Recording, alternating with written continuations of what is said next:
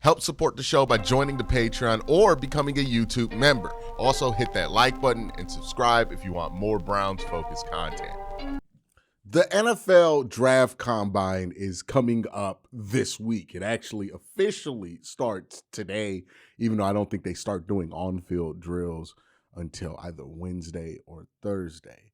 That all being said, this is the start of one of the most important processes in the draft process in total.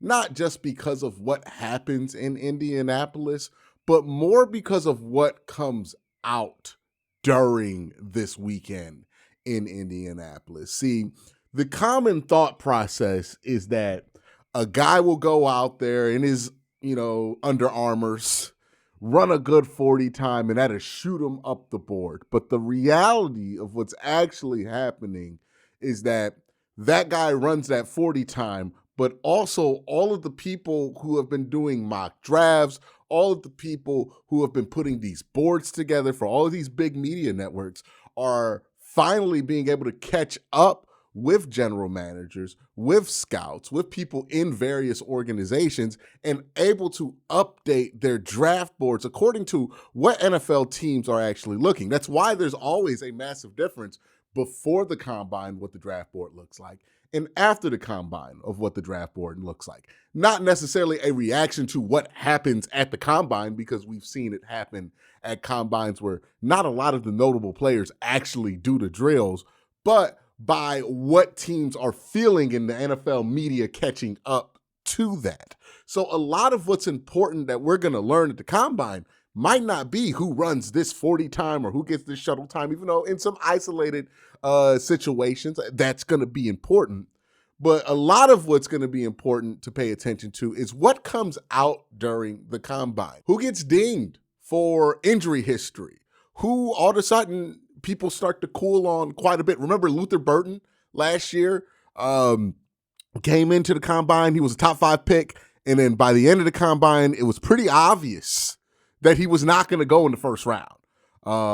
And his stock had started to fall until his eventual fall out the first round, I believe, in the actual draft. Another player who's on the Browns right now, who's also had experience this, is Shedeur Sanders, who coming into the combine, a lot of people had him in the top 3 or 4 of their mock drafts. And then after the combine, that's when you first started to see people go, I don't think he's going to go in the first round.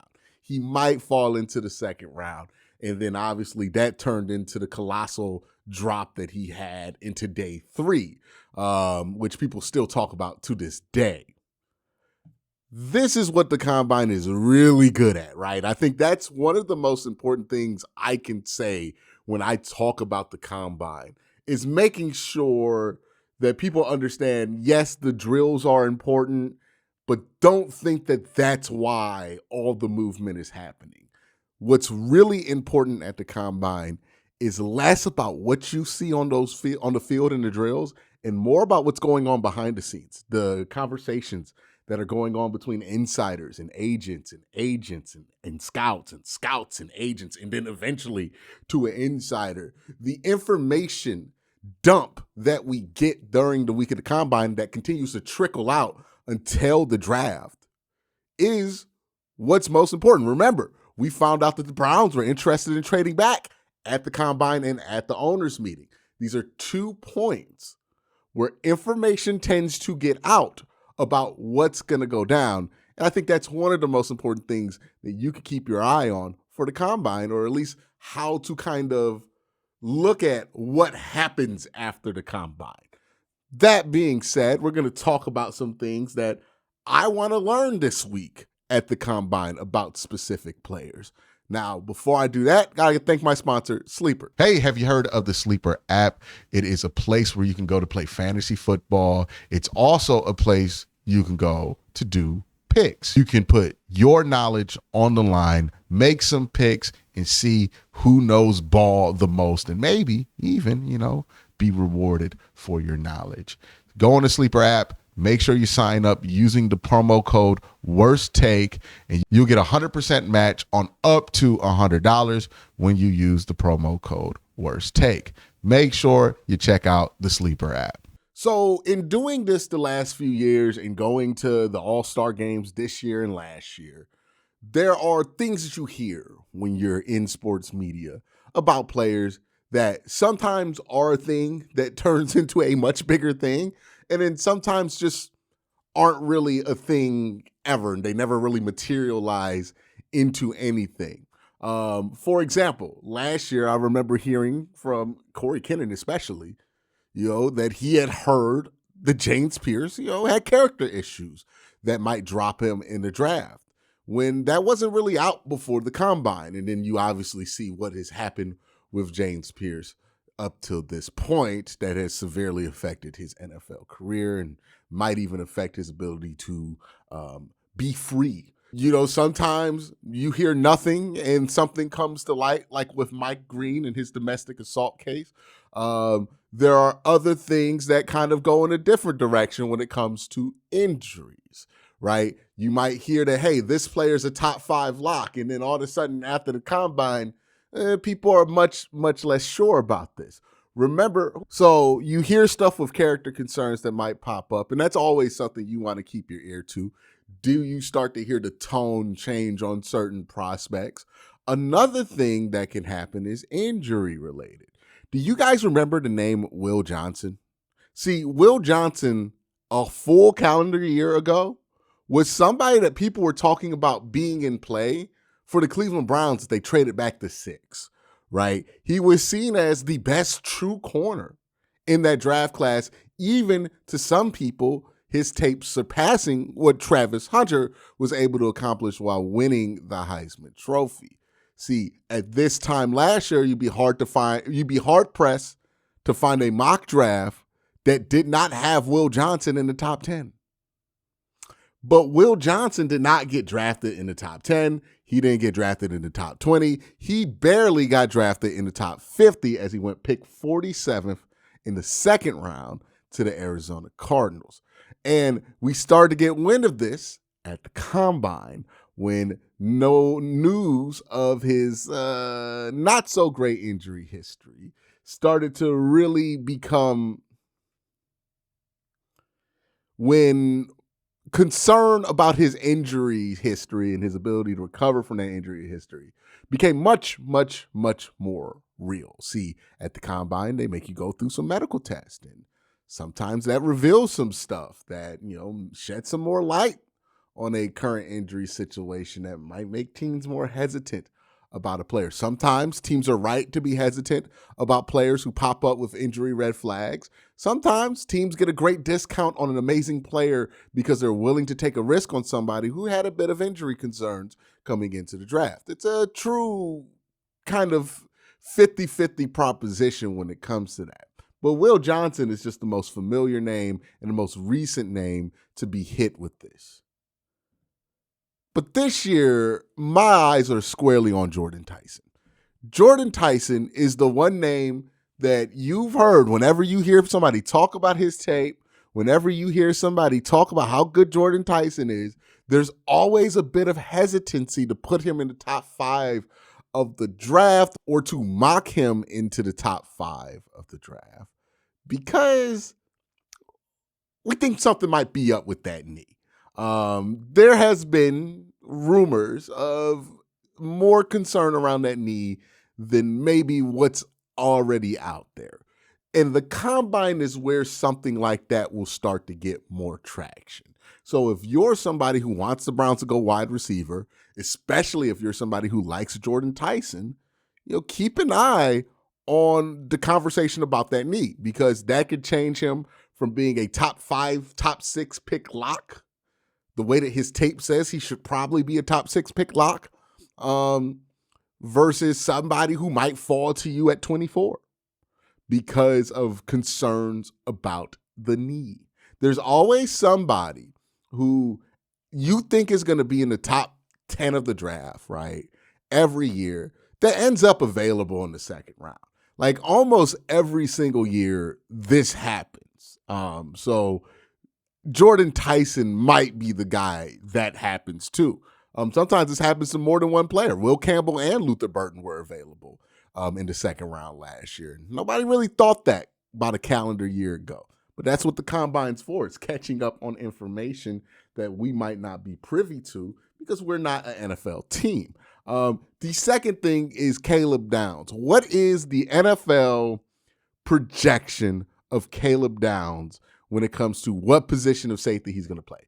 Do they see him more as a Kyle Hamilton or do they see him as a free safety? When you talk about Caleb Downs, people throw some fucking crazy names out there, right? And I think it's gotten to the point to where it's pretty unfair to Caleb Downs. Like, I feel like we got to find a way to say that a prospect is really good without calling them Ed Reed or calling them one of the greatest prospects of all time, because I think that does a disservice to Caleb Downs. Because if you look at Caleb Downs' tape and you're trying to look and see Ed Reed or Sean Taylor or one of the greatest safety prospects in all time, you're not going to see that. You're going to walk away disappointed and think the guy's overrated. But if you're just going into Caleb Downs' tape trying to find a really good football player, that's Caleb Downs. He's unfortunately become the lightning rod of this draft class when it comes to how people talk about him as a prospect. Now, I don't think it's done him a great deal of favors. Now, maybe this is more accelerated because I'm in Ohio. Well, I cover a team in Ohio, and Caleb Downs played at Ohio State, and Ohio State fans love Caleb Downs, and maybe they're more prone to compare him to certain names because of their affinity for him and because of the work that he's done at Ohio State. But still, I don't think it's good for any prospect to be compared to Ed Reed if they're a safety, especially when they're not projected to be a true full safety, in my opinion. This combine will give us some kind of idea of where NFL teams see him. I don't know if he's going to do any of the drills, but if he does, we get to get an idea of his long speed. I would love to see him run a 40 because I do think that like there's some debate there about how fast he actually is or how quick he actually is. Really, though, what you want to come out of the combine knowing is like, hey, where do NFL teams see him? Do they see him as a box safety kind of hybrid that you would use like a Kyle Hamilton, or do they see him as a true blue free safety? Because I think he's more valuable as a ball hawk free safety than a in the box kind of playmaker similar to a Kyle Hamilton, even though he would be very valuable there, right? So that's kind of something to look out for. That's something to check for. The other thing to look for if you're a Browns fans is you want to watch these three guys specifically and see if they have the athletic ability, the foot speed, the coordination to play the tackle position. Francis Mauigoa, Spencer Fano, and Caden Proctor. See, unfortunately, this is not a good tackle class. And when it's not a good tackle class, you end up with tackles at the top of the draft that people are like, unsure about. And with Francis Mauigoa, there's a great deal of speculation that he might not be a tackle at the NFL, but maybe more of a guard. With Spencer Fano, there's less speculation, but still a great deal of speculation about him being more of a guard than a tackle. And with Caden Proctor, there's a good deal of speculation about whether he should be a tackle or a guard. With Mauigoa and Fano, you really just want to see how well they can move in space, how well they can handle the extra space that you'll have to play with in tackle. Do they have the coordination, the foot speed to play out there on the island at an NFL level and hold up at an NFL level? Or is this something with like Will Campbell where that outside shoulder and having that extra space is always going to be a weakness for them when they go up against elite level edges? Then you get to Caden Proctor, whose issues are a little different. See, Caden Proctor, people aren't comfortable with him playing tackle because he's giant, like too giant to play left tackle. And you can kind of see this if you're a Browns fan, if you remember some of the struggles we've had with DeJuan Jones, who at times can be a solid tackle, but his weight has really gotten in the way of him being able to be a consistently good tackle on top of his injury history. Caden Proctor is pretty similar. He's a giant guy. He's a physical player, and there's times where he hits really well in space, but he's entirely too large to play left tackle in the NFL. So the question is like, hey, how much is he going to weigh at the combine? Is he going to come in at like a trim 340, 350, or is he going to come in at like a 380? You know, we have learned that the tackle position has its limits on how heavy you can be. We learned this with Mekhi Becton. We learned this with DeJuan Jones. You can only be but so big at that left tackle position, especially now in the modern age where every edge rusher is running like a 4.5 40 with incredible bend. So that's the big thing with Caden. I think he needs to lose weight. And then once you see him lose weight, how does he move? I think he'll move fine because he's a really good athlete, but still how he moves. The last thing I think you need to check on, and this is more or less to confirm what I feel like has already been out there.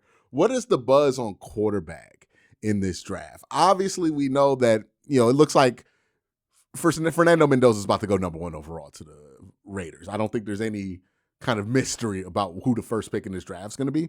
But the real question is, hey, where do teams see Ty Simpson? Where do teams see Garrett Nussmeier?